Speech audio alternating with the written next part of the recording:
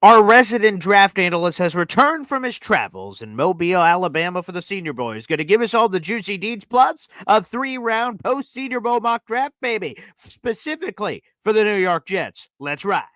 I'm going to lose my gosh darn bananas. Boy Green Daily starts now. Zoinks!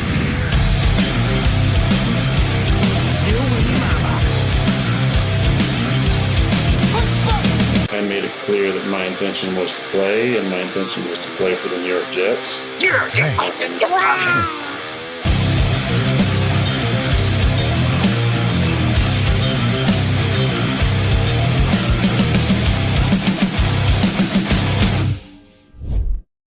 Good morning, beautiful people. I'm Paul Esden Jr., a.k.a. Boy Green. I'm the New York Jets digital reporter for Heavy.com. Welcome to Boy Green Daily, a daily New York Jets video show, also available wherever you get your podcast. Welcome to a Mock Draft Monday, baby. Every Monday on this channel. For the past couple of weeks and all the way through the draft, we're going to have a special NFL draft analyst join us. And for the majority of the season, that will be Dom C. Prospect, one of the best in the business. And he is back from Mobile. He was down there live for the Senior Bowl covering it as I'm doing bonus shows and all over the place. He's awesome. And let's bring him on the show. Dom C joins us now. What's up, Dom? Paul, how are you, bud?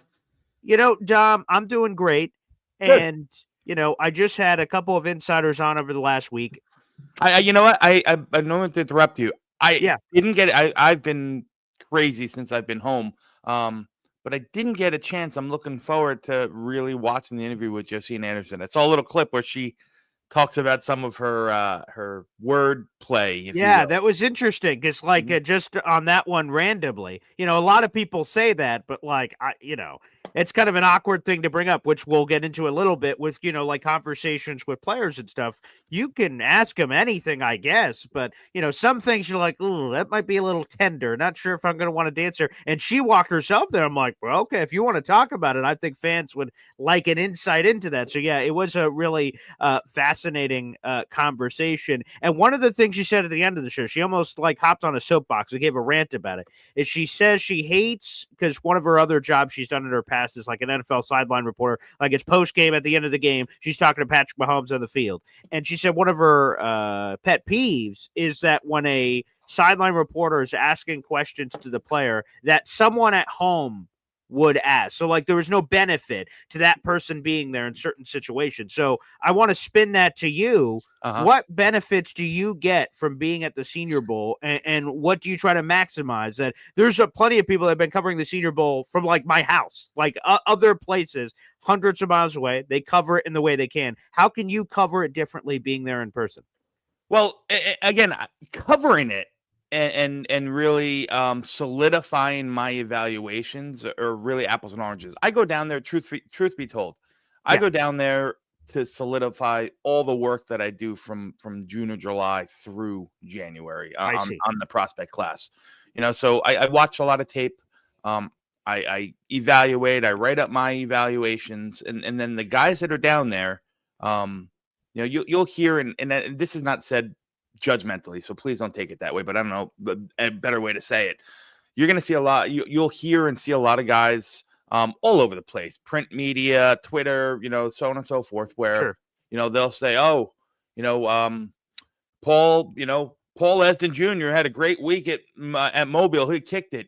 He's moving up my rankings from, the 10th overall punter to the 2nd. Mm-hmm. I don't necessarily buy into that modality. I if there's somebody that I don't know about a lot, and I'll speak, in specifics for me, there's just a couple guys. I mean, you can't watch everybody, and when you're in the evaluation process, I would love to say that I get through 600 players. I don't, you know what I mean? So there's a couple small school guys. Gray Zabel, for one, maybe the guy who, performed the single best performance at the Senior Bowl this week. I didn't get to watch a lot of tape on him. Jackson Slater, another small FCS kid from Sacramento State. I watched zero tape on him. Willie Lampkin, the center from North Carolina. I watched zero tape on him.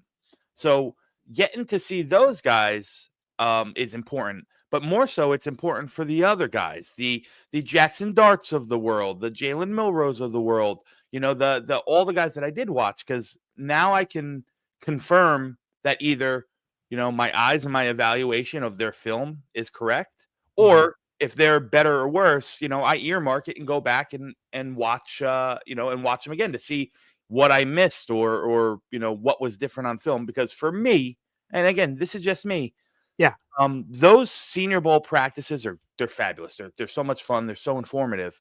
But there's, the film is still king. What they're doing in a game situation with, in true 11v11 full contact situations, paramounts, what happens in, in underwear and shoulder pads. Which,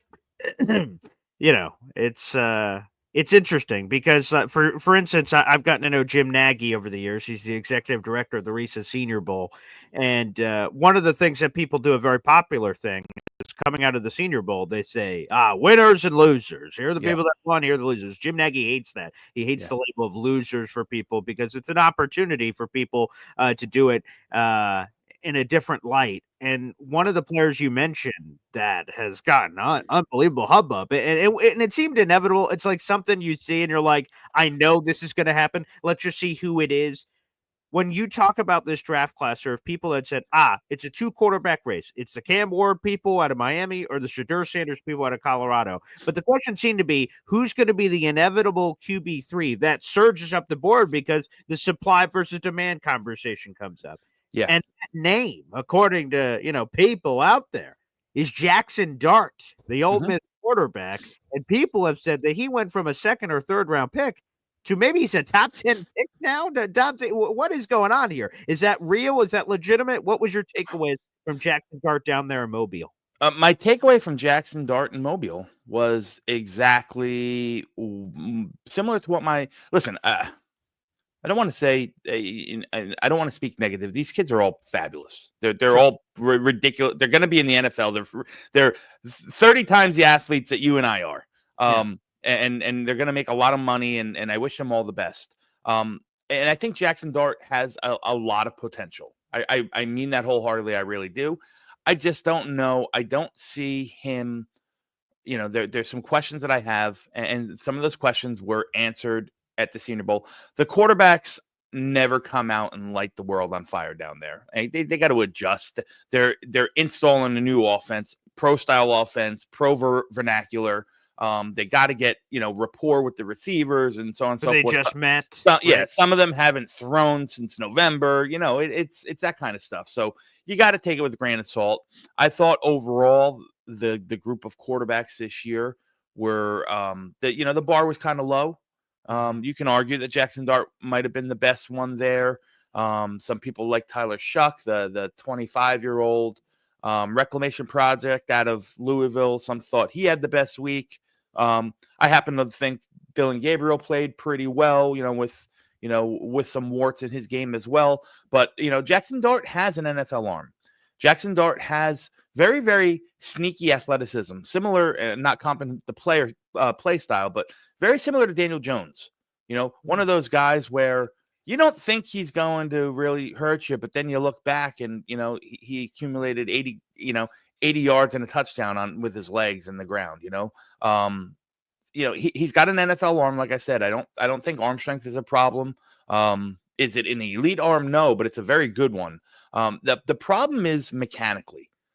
You watch a lot of stuff off his back foot. You watch him kind of float in the pocket, not kind of step through and drive. His feet don't match his hips, which don't match his shoulder, which really is a testament to his true arm strength, because he can still zip it, in there. I question how he's going to translate from that Ole Miss offense, which is far from pro style. Lane Kiffin does a good job of getting guys in mismatches in space. So Jackson Dart just has to make a throw. So I think Jackson Dart has the potential to really to be an NFL quarterback, but he's going to need the Jordan Love treatment. And I'd say his, senior year, or him coming out of college, this process for him is very similar to where Jordan Love was.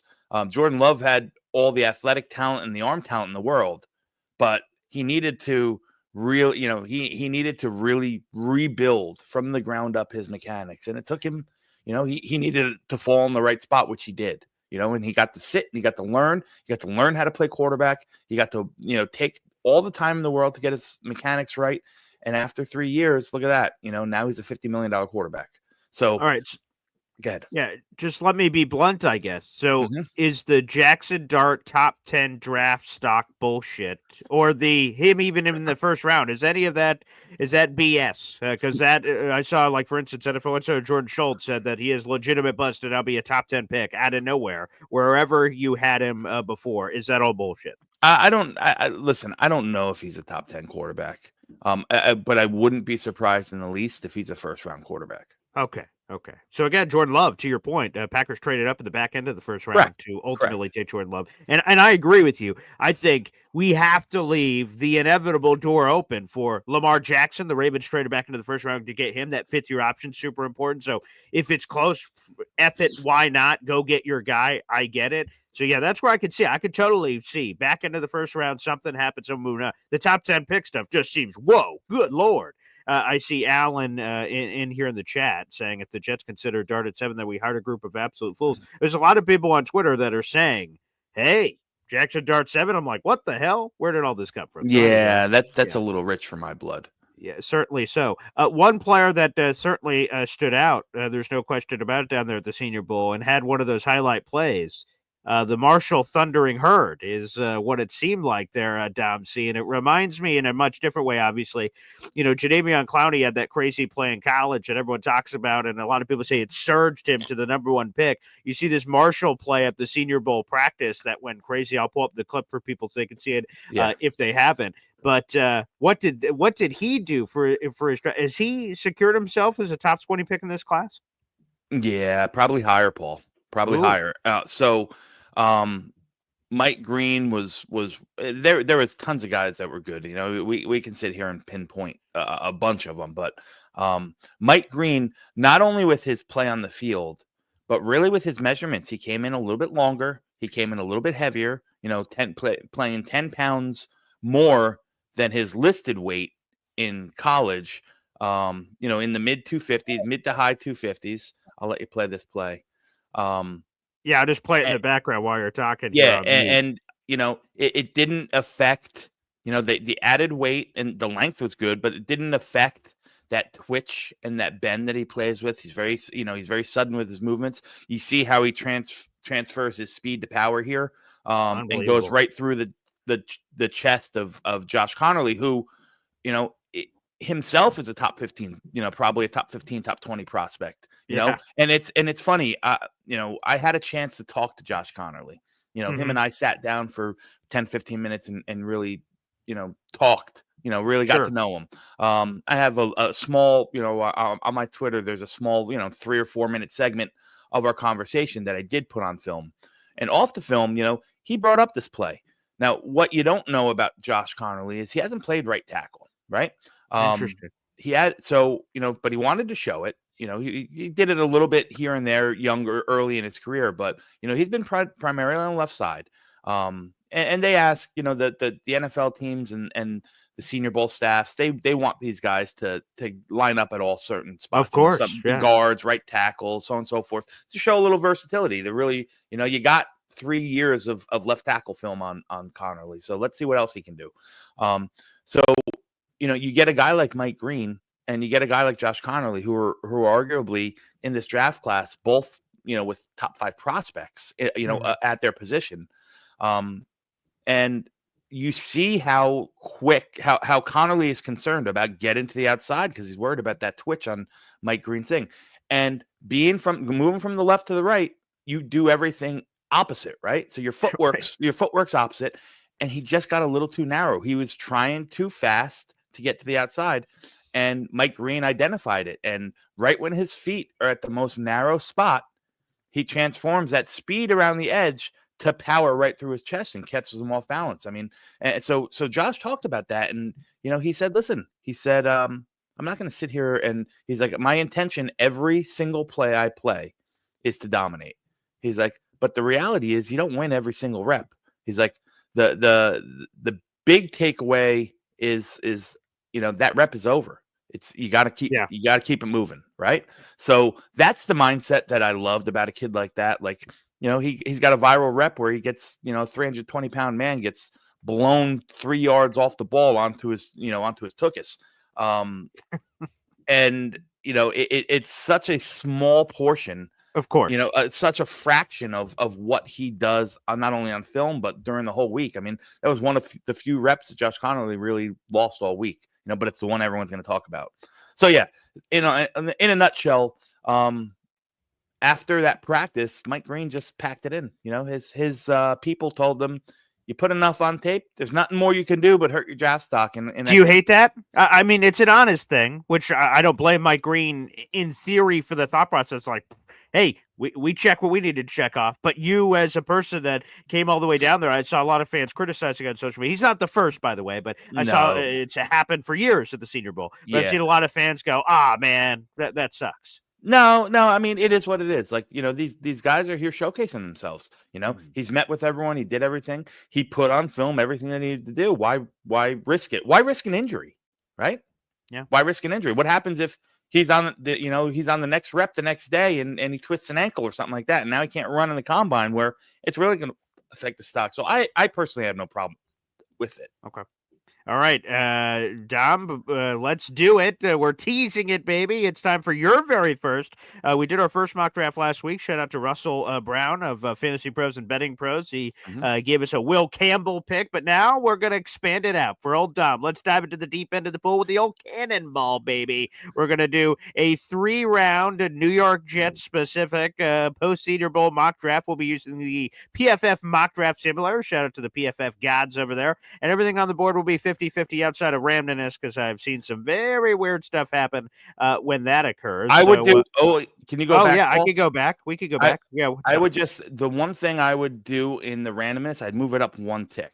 1 tick. Okay. Yeah, I liked everything else, even like you had it, and then the randomness can stay right there, because otherwise it's just going to go straight down the. I see what you're saying. Okay, so let's invite a little bit of craziness. Yeah, no, not craziness, but it that's perfect. Okay, because otherwise it's just going to go literally right down the board. You want to have a little variation. Okay, absolutely. So here we go, 3-round mock for the New York Jets. Let's get this puppy going.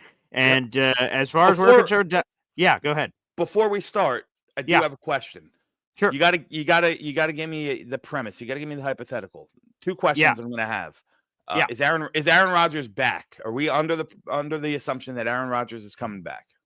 I would say yes. Okay. Are we under the assumption, if Aaron Rodgers is coming back, that Tay Adams renegotiates and is on the team? 100%. I think it's all in or all out. If Rodgers gone, I think him and Devontae are gone. If Rodgers is back, him and Devontae are back. That makes a difference for me in where I'm going to consider 7. So we're playing this game with Rodgers and Devontae Adams both back, and I want to say into the chat, I want to say it right now, guys. Yeah, it's February 3rd. Yeah, this is not written in stone. There's going to be so much. It's an exercise. So don't get at me in the don't get at me in the comments. Don't get at me in the chat. It's just an exercise of what could happen. Right? Absolutely. Right. And you are the GM, so you tell us where to go. It'll be up to you. Let's start the draft, and I'm sure everyone will make sure they don't do any of those things to you. By the way, I'll read it real quick. Cam Ward, the quarterback out of Miami, went 1st overall. Shadur Sanders, quarterback out of Colorado, went 2nd overall to the Browns. Cam Ward to the Tennessee Titans. Travis Hunter, the two-way player, went to the New York Giants. At 3rd overall, Tet McMillan, the Arizona wide receiver, went to the New England Patriots. Abdul Carter, pass rusher extraordinaire from Penn State, went to the Jacksonville Jaguars. And Mason Graham of Michigan, the interior defense lineman, went to Las Vegas, which puts us on the board at 7. What's the thought process here, Dom? My thought process is that this is probably the worst case scenario for the Jets. Oh wow, okay. Yeah. Now listen, you're still gonna get some good guys here. Sure. But if the board fell like this and you're not, trading back, the board didn't fall too well. So my thought process is, and you guys got to understand that this class, the sweet spot, the value is really between picks 40 and 80. That's where the true value is. There's not a lot of value here at the top of the board. It's just not a top heavy class, right? I personally don't think that there's I think Abdul Carter is the one sole true elite blue chip, if you will. That's a term that likes to get thrown around. Popular term, sure. Yeah, I think he's the true elite talent in this class. I think that there's other real talented guys. Ashton Genty's one. Ashton Genty's my fifth player on the board. Yeah, overall, I think he's phenomenal in all aspects of the game. We're gonna get spicy here. Breece Hall's in the last year of his contract. No, well, we'll talk about those kind of situations later weeks. Okay. Yeah, later weeks. Okay. We'll play this one by the board, if you will. Here, so my thought process is, I don't know if I don't think that there's an offensive lineman worth taking 7 here. I also don't think that the Jets need to invest high first-round capital for a right tackle. For a right tackle, for a lineman, again, especially since the depth and the juice of this class is rounds 2 and 3.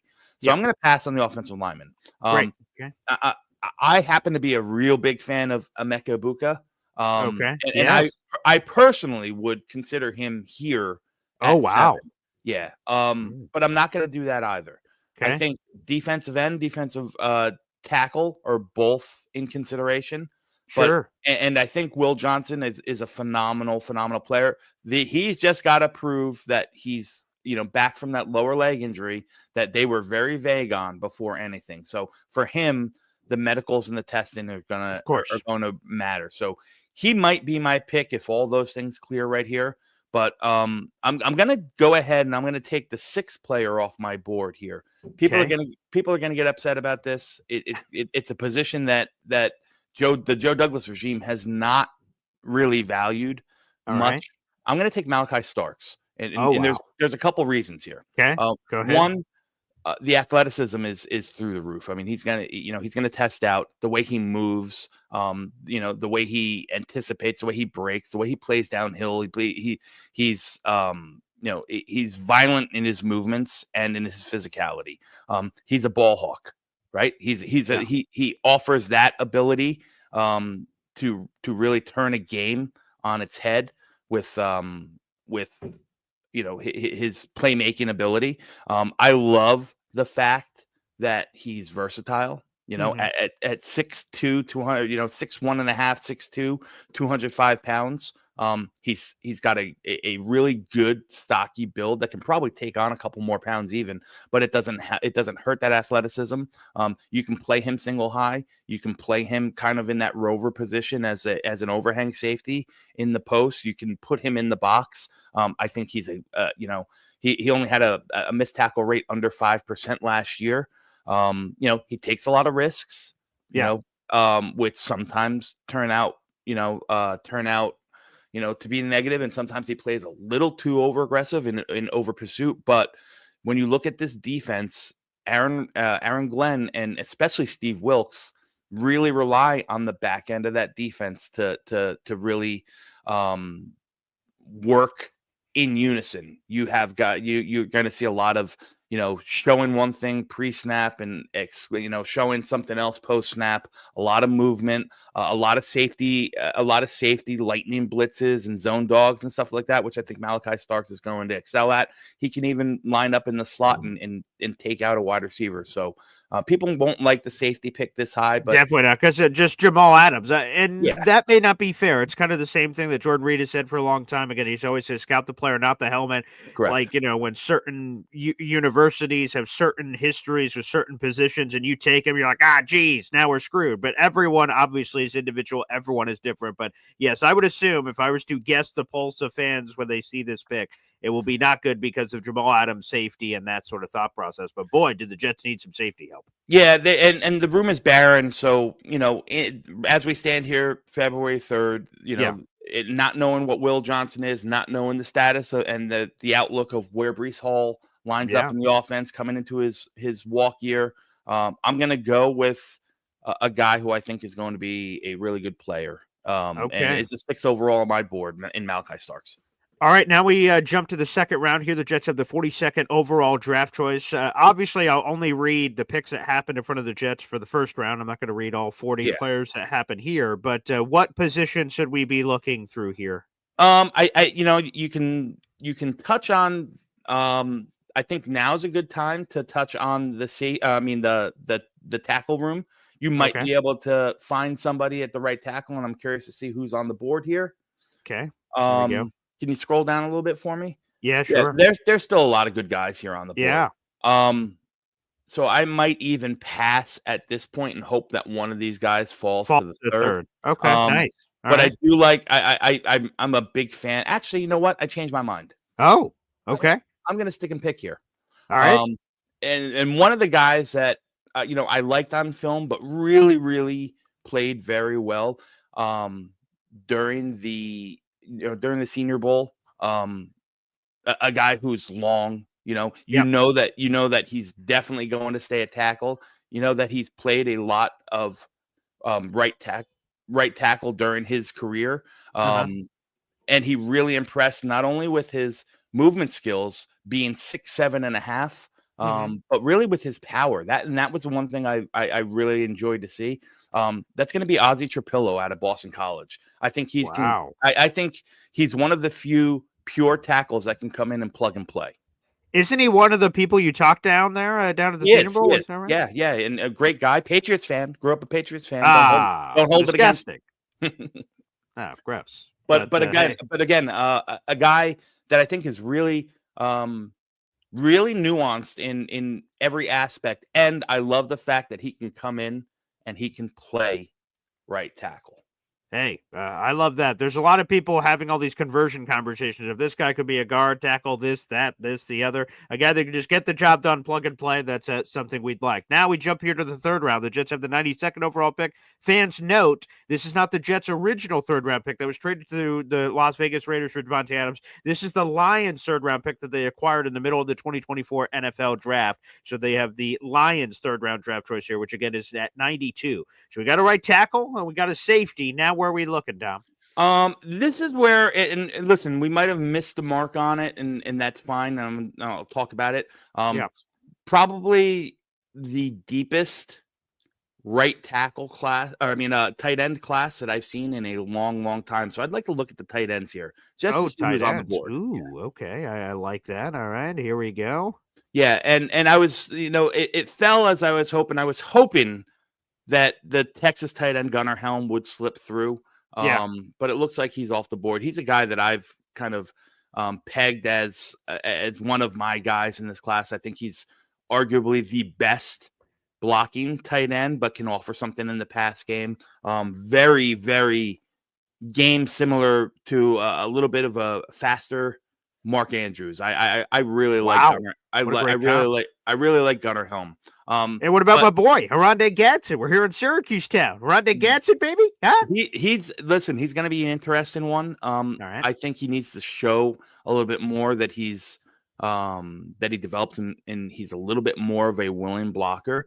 What I'll do here, though, I will stick on the board, and I'm gonna take a guy that I think is a really big buzz name here over the past month or so, and that's Harold Fannin Jr. Now, all right, tight end out of Bowling Green. Tight end out of Bowling Green set the NCAA record in receptions and yards for tight end, 17 touchdowns, over 1,800 yards. He's a guy that can come in and work in the pass game right away. He's a guy that is a willing, but still has to develop more so as an inline blocker. If you're rebuilding the tight end room, or even if you wanted to bring back Tyler Conklin as your inline tight end and Harold Fannin as your flex guy or working as an H-back, I think that what Harold Fannin, the mismatches that he can create off of linebackers and safeties is real advantageous to any offense. So so at this point, like I said, I would like to see one of these other guys go, and you can go a bunch of different ways. I could have taken a defensive tackle. I think the class is deep. I could have taken a wide receiver. But again, in our situation where we have Devontae Adams coming back, I don't know if you're going to spend a one or two, a first or a second day pick on a tight end. A wide receiver. So I address needs that we have. And you guys also got to remember, don't worry about the grades. The grades are based off of what Right. PFF ranks them, so on and so forth. Correct. Yeah. Yeah, 100%. That's important to know. These are their own grades, and they're like, you didn't grab the best available player according to our systems, and you do it yourself. We'll be doing a lot of these different simulations, Dubsy. I'm looking forward to it.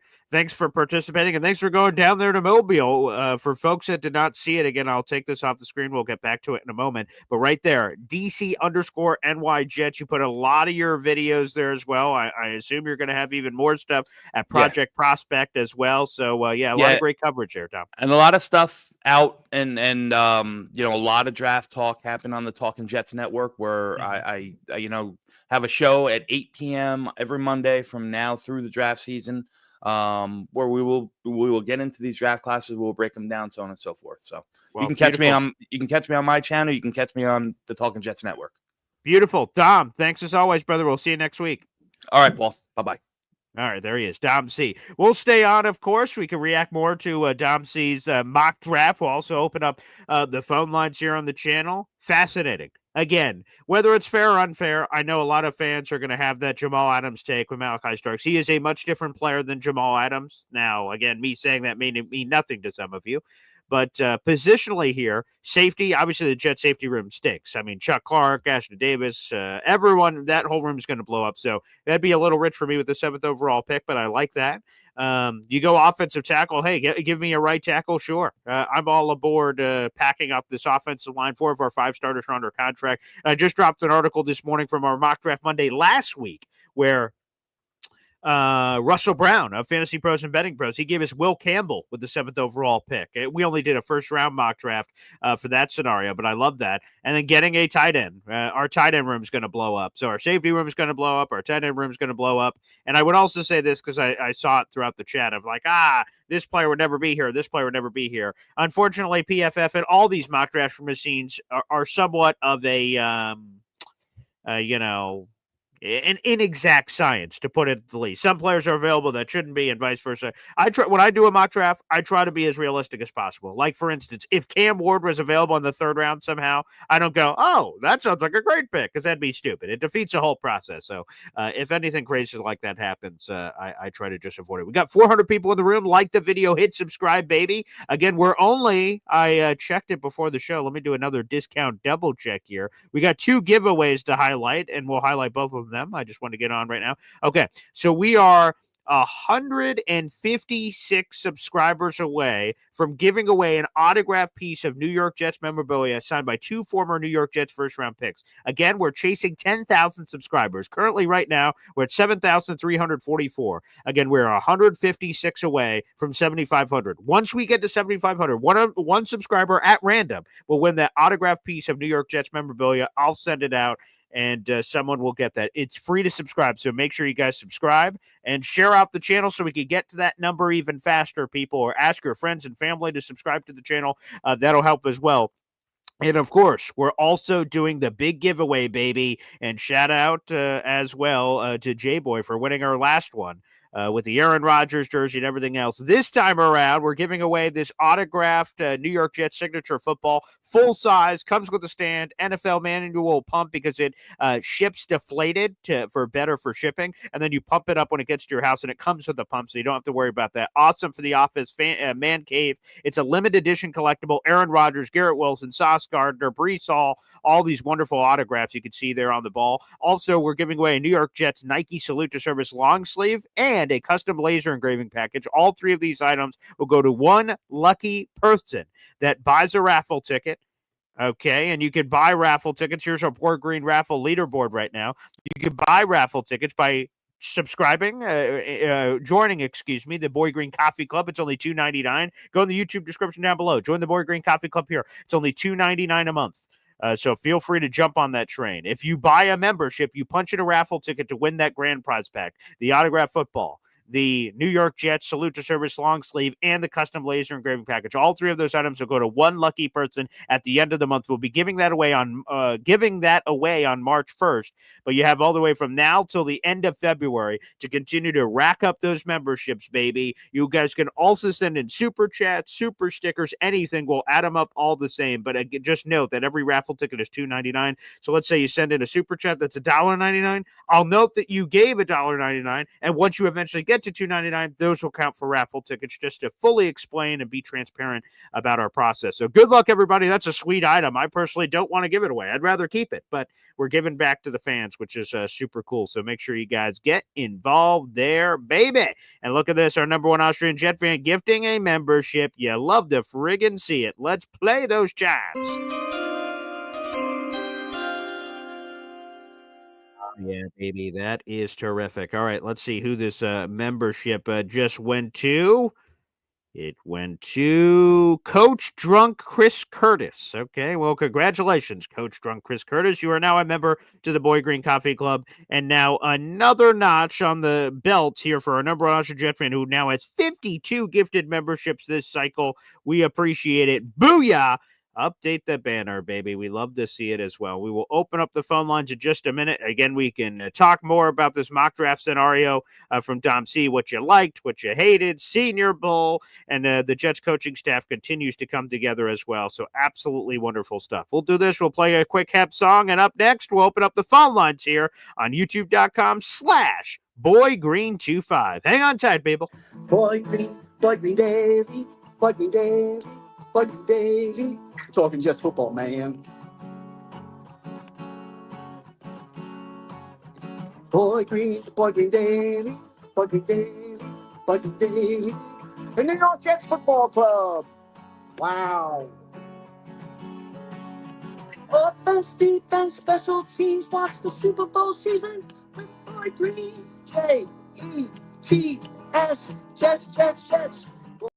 Pour one out for Hep, baby. The phone lines are now open. That's youtube.com/BoyGreen25. Pinned to the top of YouTube if you'd like to call in. If you're watching on Facebook, Heavy on Jets, we appreciate it. Or on Twitter, @BoyGreen25, we appreciate it. But feel free to call in. That is the pinned comment right there. Everything is on the table. Senior Bowl. It's Super Bowl week. The NFL Draft, whatever is on your mind. Feel free to call in and share your thoughts, baby. This is a show by the people, for the people. That's how it operates, baby, which we truly, truly appreciate. We got over 400 people in the room. Welcome to the show, and shout out to Dom C once again. Make sure you guys check out his YouTube channel, Project Prospect. He goes even deeper dives into the show, but he joins us every Monday for about 30 minutes, all the way from now through the draft. And any week that he's out for travel, like going to the Senior Bowl or what have you, I'll dip into my contacts and bring a famous NFL draft analyst here on the show to dive even deeper into all the New York Jets draft conversation, which I really enjoy. All right, let's go to the phone line. I've got a couple of people trying to hop on the program. Up first, June, the GM, baby. What's up, June? Hey, what's going on, my man? Hey. So, Dawn be having some interesting takes. Yeah, okay. When Jamal Adams first got drafted by us, he was good at the beginning. He was an All-Pro, yeah. You know, until he wanted $500 billion and would ride his way out, wanted to go to Dallas like a little girl. I remember that stuff. But I would not draft a safety at number 7 if a game changer ain't there like a Carter, right? Sure. That's really the main dude I would love to have. Put him on the line with McDonald and them. But if he's not there, I don't mind trading back to around between picks 9 through 12 and grabbing a tight end, Warren. And I'm going to tell you why, okay? Okay, sure. Warren is a throwback tight end who can stretch the field. He reminds me of a Jeremy Shockey. Ooh, I love Shockey. He can jump. You've seen them games. He can jump. He can run after the catch, and he helps out with blocking on the line. But here's the main point why I would like him. Mm-hmm. All us Jets fans are talking about the future. Oh, we'll draft a quarterback maybe later next year. Well, quarterback's best friend is two people: the running back who can come out the backfield and catch a little drop off, or the tight end who's typically working the field 5 to 10 yards in. We haven't had a legitimate threat at tight end since I don't even remember. Maybe Dustin Keller, maybe? I don't know. Yeah. You know what I'm saying? So I've seen Warren with my eyes. Of course, I wasn't down there in Mobile or none of that stuff, but the kid is a baller, and what I like about him, he looks for contact before he runs out of bounds. Oh, yeah. Attitude. And remember, let's not forget this, Jet fans. Tanner comes from Detroit. Mm-hmm. You seen what they did last year with the tight end was hurt all year this year, but last year, look what they did with the tight end. Yeah, Sam Laporta. Yeah, he was a freak. Laporta went crazy last year. Yeah. In Detroit. So imagine Warren and this, with these weapons, somebody's going to be open. Garrett, Devontae, Warren, Brees Hall. My God, a tight end would change the dynamic of this team. So I would go tight end, maybe not at 7, but let me ask you this, Paul. Yeah. If you draft them at 7, let's just say hypothetically speaking, they draft them at 7, and he goes out there and has a year like Laporta had the first year in Detroit. Oh, yeah. Are we going to be mad at that? No, hell no. And to be honest, again, that we're drawing back to Dustin Keller, which was 15 years ago, for God's sakes. We just haven't. It's been dump at tight end. I love Tyler Conklin. He's joined my show multiple times, so I like Tyler Conklin, the person, and he was the best of what we had, but we didn't have much. So take that for what you will. I would love a pass catcher. To your point, folks, just turn on the tape for Tyler Warren, and he is a heat-seeking missile. He could go out of bounds, and then he just peeks ahead. He says, "Oh, there's somebody," and he runs back inbounds, trucks somebody, and then he just he is a proponent for contact. He is a physical guy. He's a massive dude. He gives you a little bit of the blocking, gives you the receiving. It's really intriguing. So no, I would not be upset. And obviously, there was a lot of Jet fans last year that really wanted Brock Bowers, and some people wanted him, some people didn't. And obviously, he had the most historic tight end season we've ever seen. And a lot of people point out that the Raiders didn't win many games, but the Raiders suck. I don't think that should affect you in any way. Get a player that impacts a game. And to me, tight end can pass protect. He can run block. He can catch passes. He just affects the game in a lot of ways. I'd be very compelled if the Jets said, "Hey, man, we're rocking with Tyler Warren." It's hard to get mad at that. I like him. And at 7, at 7, it should be a no-miss prospect. There's really nobody else aside from Abdul Carter. Yeah, I know the Mason Graham. He's good. I think by Williams, he'll be good. He's not my favorite type of player. I like the cornerback from Michigan as well, but he's already coming into the league with injury issues. I don't like cats limping into the NFL. I don't. It's kind of suspect. I don't like that. So then, who else is really out there? We're not going to get the quarterbacks. They're going to all this talking, the smoke screens. They go. I got Shador going to the Giants. I think we're going to pass up on him. And I got Cam in Tennessee. So who's really out there? I like Warren. To me, he's as close to a no-miss draft pick as anybody in this class aside from Carter. Like I said, because of his physicality, and he has the hands of a wide receiver. Typically, tight ends like to body catch. No, not Warren. He snatches out the air. Give me Warren. Let me ask you a question, Porto. Yeah. How do you feel about? I really like the passing game coordinator that we picked up. Mr. North Turner's son. For those that don't know, North Turner. Listen, forget about him being an HC. He's the perfect example of a coach who should always stay, as an assistant. North Turner's a disgusting, downright dirty play call. I seen him have teams in disarray before. What do you think about his son being the OC, pairing him up with Tanner? I'm excited about that. Yeah, let's go to exactly what you just said. Scott Turner, the son of Norv Turner. Again, people, for those who aren't old enough to remember Norv Turner, again, look up some of the Norv Turner work with the Dallas Cowboys and those Super Bowl teams. He did a pretty nice job. But no, the fact that what people forget is Scott Turner was in the running to be the Jets OC. He was in that conversation. And while obviously he didn't get the job, that obviously went to Tanner Engstrand. The thing that I love is that Scott Turner, as the Jets passing game coordinator, this happened yesterday. He's 42. He's called plays for multiple teams. He last season, with all the firings that happened in Las Vegas in the middle of the year, he was promoted to interim OC. So I think with Tanner Engstrand, a guy that has not called plays at the NFL level, he has called plays before. He's called them in college. He's called them in the now defunct XFL, that's now the UFL, but it's not at the NFL level. To have a guy at Scott Turner, who's the son of an NFL legend, who has called plays at the league level, having him in the room, I think is exactly what we're talking about here. Now, we don't have to go crazy and say, "Oh, this is the greatest hire of all time." I don't have to go there, but he was in the running for the Jets OC job. The fact that they got both, two guys that a lot of Jet fans thought were attractive, in Tanner Engstrand and Scott Turner, I think helped. So 100%. Bring him in. Well, they got it's three terrific. guys.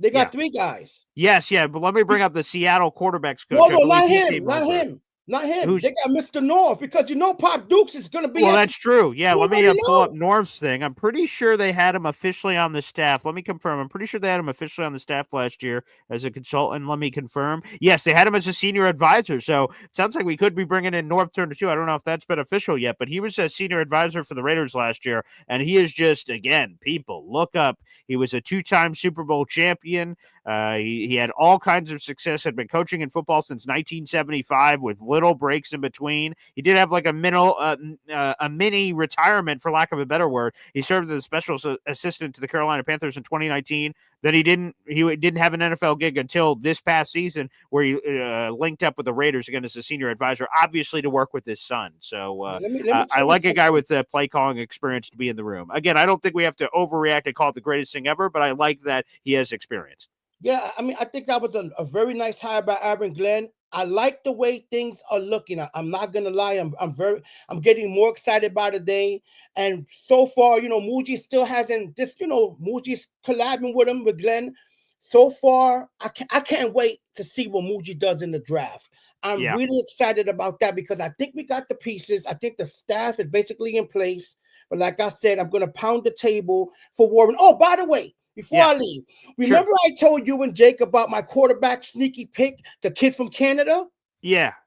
Yesterday, Jake has someone on his show who was at the Senior Bowl. Okay. And I didn't agree with his take on Aaron Rodgers. He wants Aaron Rodgers out. I almost shit the bed. I was so pissed off at him.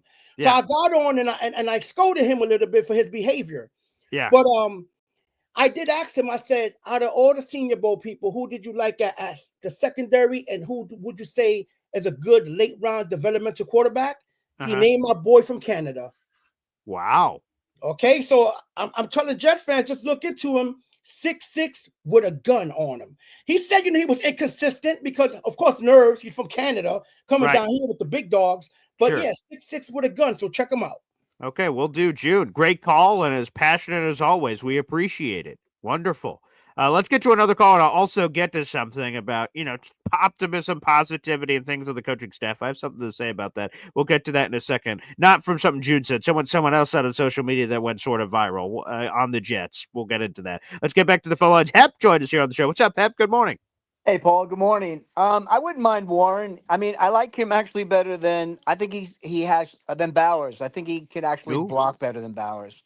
Ooh, hey, I'm all about that. Yeah. Yeah, and I think that would be Brees would love that to have a nice tight end out there and also a 100%. check down.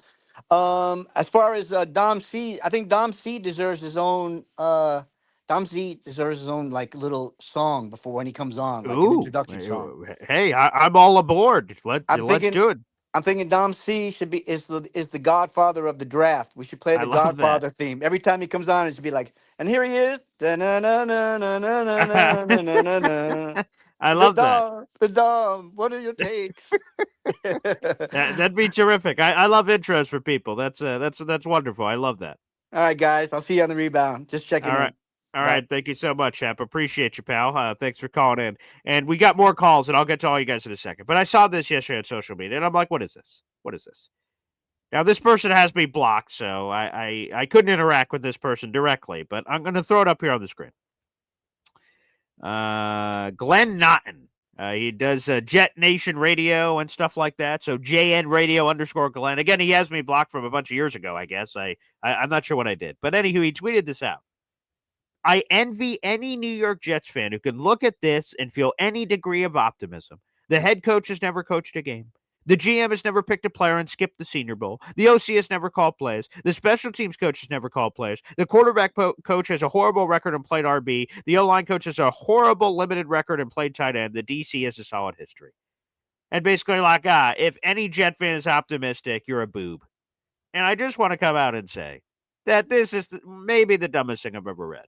And we could go piece by piece. But the overall theme here is, again, I get it. I'm an optimistic guy. I look at the world glass half full. No one else has to do that if they don't want to. So I try to see the best in situations if I can. There's no question. And I get it. And some people hate that. Some people are like, come on, Paul. Let's be a little more negative. And it is what it is. But some of these things that are being criticized are ridiculous. For instance, right? The GM skipped the Senior Bowl. Skipped, quote unquote. Glenn is painting it as if Darren Muji skipped it because he doesn't think it's important. Darren Muji skipped it because he was introduced on Monday and Senior Bowl practices were the next day. He had to put the rest of his staff together, people. What are we talking about, Glenn? We're going to criticize Muji for quote-unquote skipping the Senior Bowl when he said he wanted to go, but he had to do staff hires? Come on, man. I'm all for being negative if there's something to be negative about. We're just making things to be upset about as Jet fans. The OC never calling plays at the NFL level is true, but not at all. He called plays from 2011 to 2017 at San Diego where he was linked up with Harbaugh there. He called plays, so check that one off. And if you just want to say the head coach has never coached a game, so like, oh, boo, that sucks, you haven't coached a game as an HC until you've coached a game as an HC. Everyone in the league at some point had never coached a game until they coached a game. So, and plus, let's just be honest, right?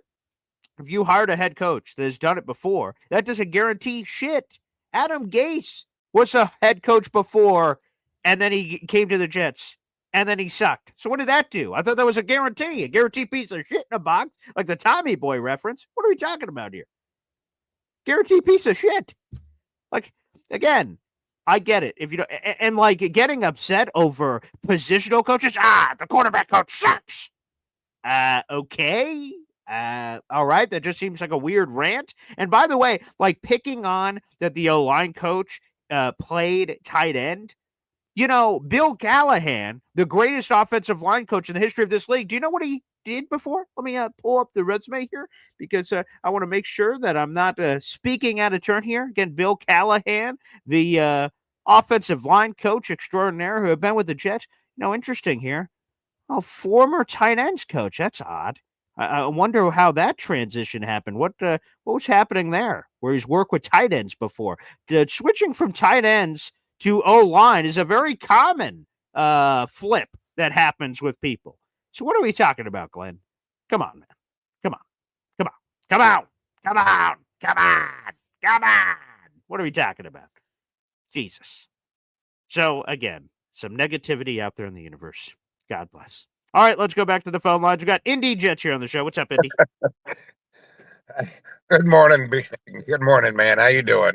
Hey, not too shabby. I was really hoping to get on there with June because I just wanted to.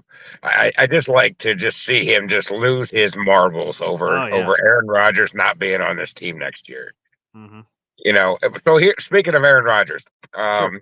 We don't know if he wants to come back. And we also don't know if Glenn wants him back, correct? Correct. Yep. No update on that yet. Yep. Right. So what is the cutoff date before Aaron Glenn and Muji have to make the decision for him? Because you've got is it the draft day? Are we talking the combine? When do they say, okay, if you can't tell us, then we're going to have to move on because we have to. Our whole draft changes based on whether him and Devontae are there, right? 100%. I would say this month because the NFL Scouting Combine is at the end of this month. We're in the month of February now. Today is February 3rd. I think you need to know before then because right after that is free agency. And if the Jets need to go chase some competition for Tyrod Taylor, right? Are they swimming in Sam Darnold waters? Are they going after a Russell Wilson? Or are they going after some schlub to just throw in with Tyrod Taylor? Like your entire plan change. If Aaron Rodgers is back, then your quarterback room is pretty set outside of you drafting a rookie because it's going to be Aaron, it's going to be Tyrod, and then whatever rookie is going to be battling out with Jordan Travis. If Aaron is not there, you're finding another guy to compete with Tyrod because Tyrod's not getting the starting job handed to him on a silver platter. So I would say the tail end of this month, somewhere in the next 2 or 3 weeks, I would say, would be a comfortable time. But they need to know before free agency, which is like the second week of March. So it's kind of over this next month and a half, but specifically here over these next 4 weeks, that's when a decision truly has to be made.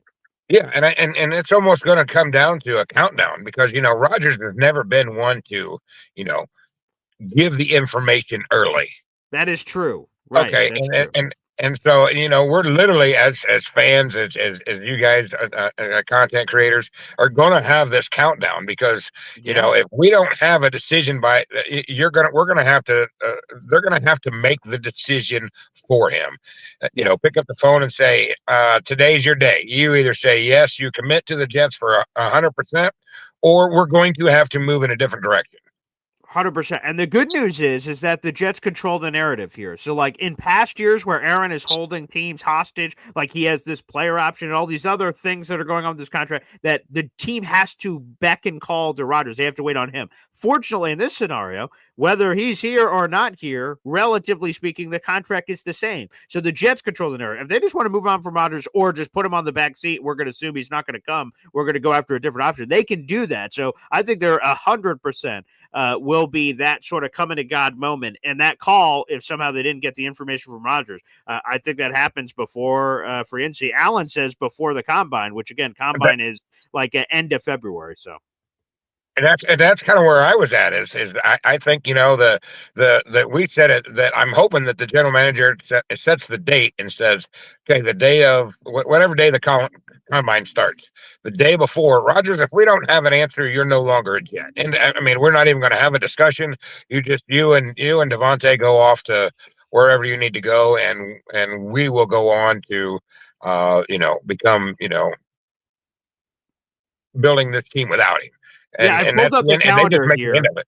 Yeah, players report on the 24th, 25th of February, and then the first practice is practice, for lack of a better word, they're drills and things. That first one is the 27th. So Thursday, February 27th is the first drill day where all the positional groups, and over the, 4 days, 27th through March 2nd is all the workouts of quarterbacks, offense linemen, every positional group. And the days before are some of the interviews and weightlifting and some of those sorts of things. So that's right around the corner here.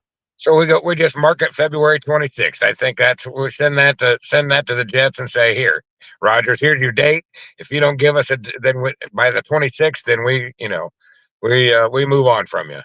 And I'm happy to move on. I think we'll get an answer. We'll see. And I appreciate the call. Yeah, we'll see. To me, I think he has said this. We'll see if he's a man of his word. He said he doesn't want to drag the Jets along and go this, that, or the other. We'll see if honestly that's true. But I think we will be getting that decision from Rodgers. My gut says he does not want to retire. And then the decision's up to the Jets. Do you want him back?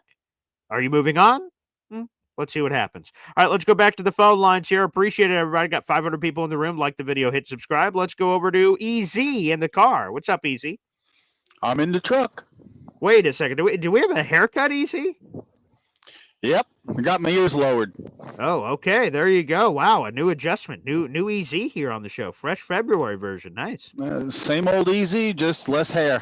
Okay. There you go. There must be a little lighter to kind of move and groove. Very nice. Aerodynamic, I imagine. Yeah. Takes 2 seconds to blow dry, that's for sure.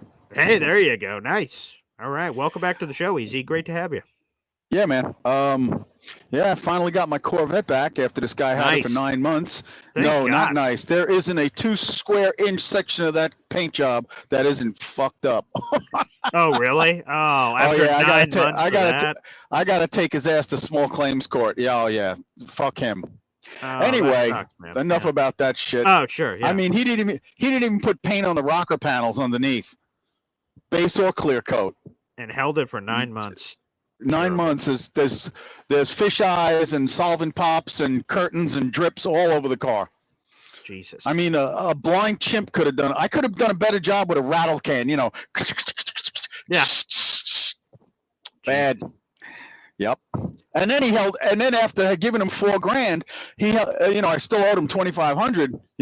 And then he held it hostage until I gave him another $1,200. He wouldn't even give me the keys.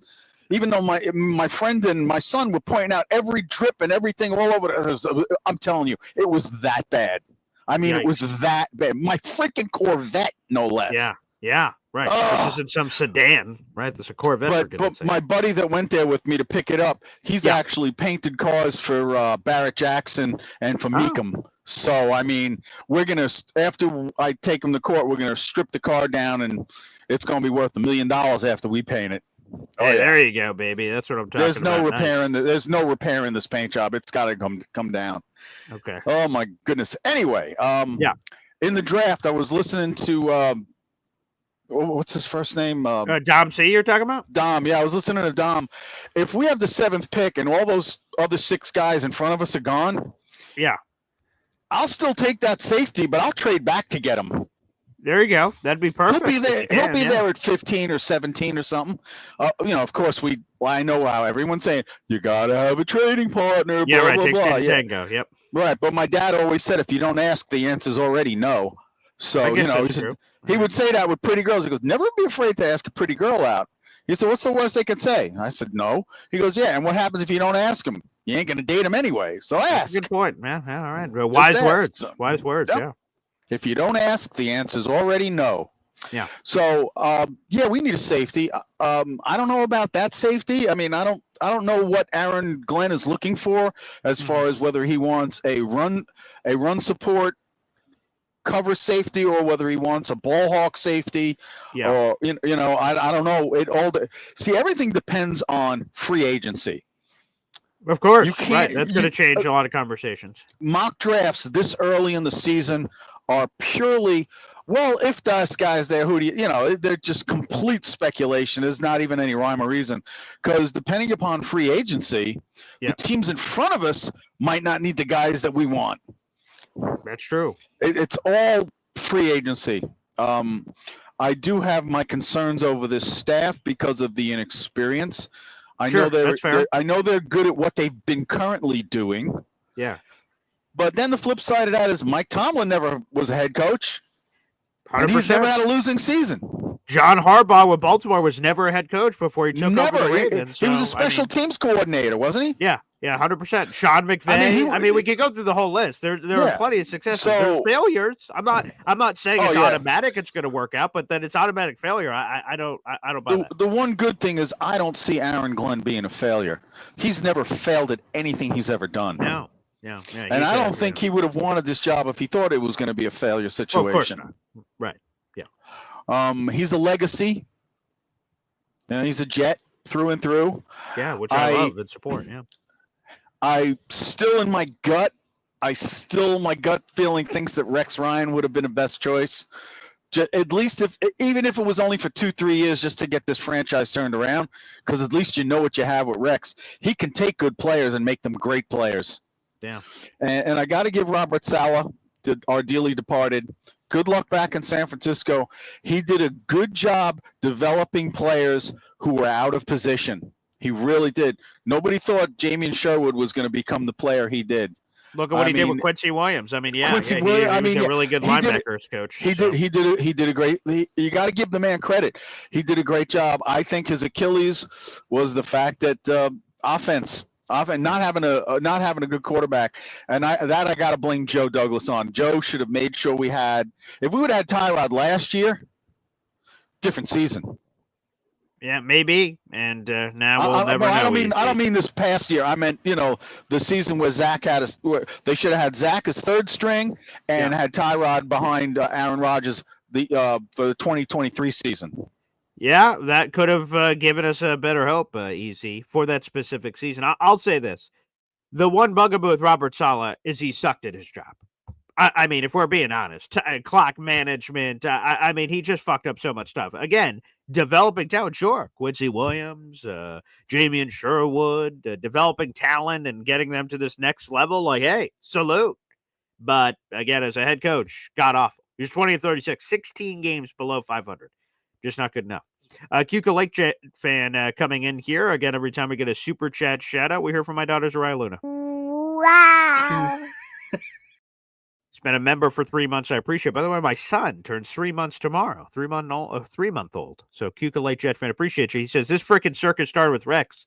Again, everyone remembers the good times. People often forget the bad times. Rex was fired ultimately with how that all worked out. But again, I remember the playoffs. Those were good times. It just hasn't been good times in a while.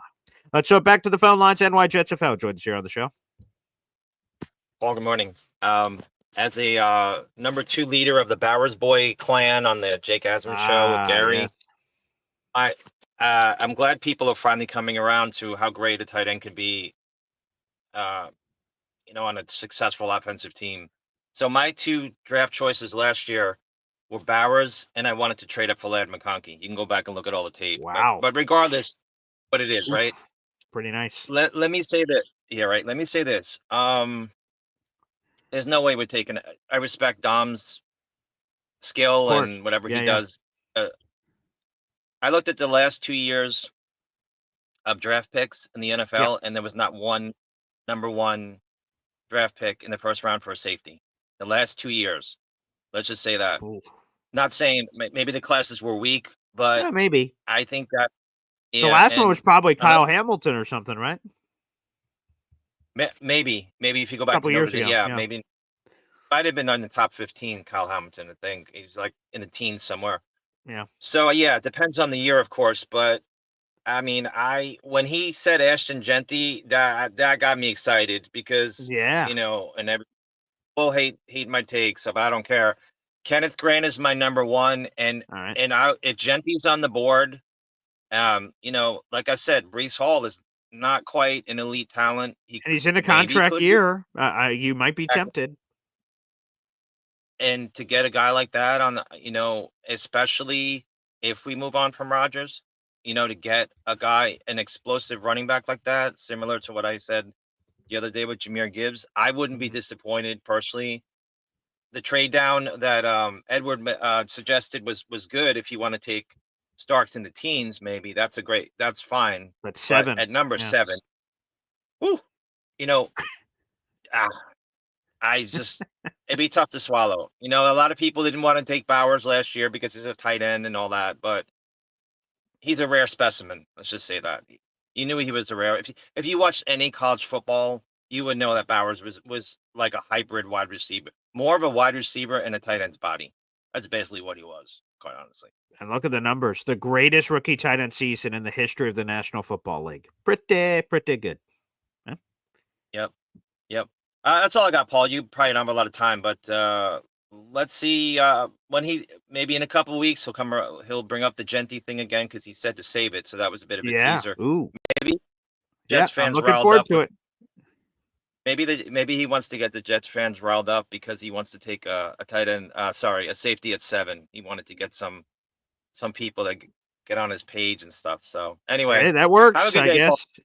I love it. NY Jets FL, thanks for the call. And yeah, Alan was bringing this up, but so Kyle Hamilton, he was the 14th overall pick, but that was in 2022. So Ted said that he looked over the last 2 years. So obviously that goes further back to that. But yes, Kyle Hamilton was there, and he could get paid this offseason. So Ted was 100% right on that fun fact. Kyle Hamilton dates back even further than that. But yeah, long story short, safeties have not gone in the first round in a long time.